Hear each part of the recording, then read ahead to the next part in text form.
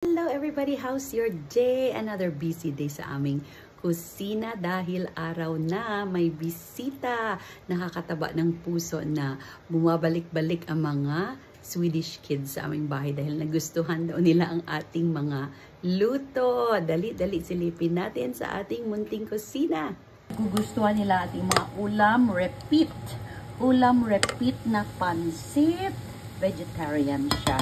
Para yung iba na hindi kumakain ng karne ay dito lang sa side ang kebab meat. And then sauteed with onion and garlic lang siya.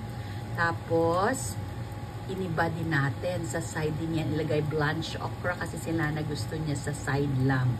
Tapos, ako naman ilalagay ko yung iba mamaya sa aking nilagang munggo. Ito naman ang sa akin.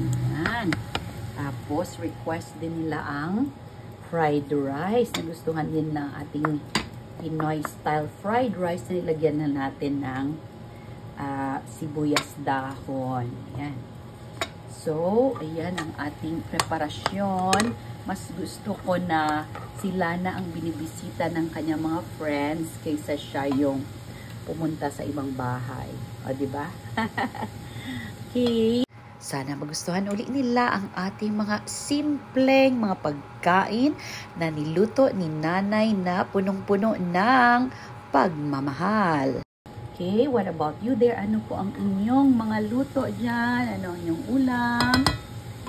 Happy eating and cooking everybody. Ingat po lagi and enjoy the upcoming Christmas celebration.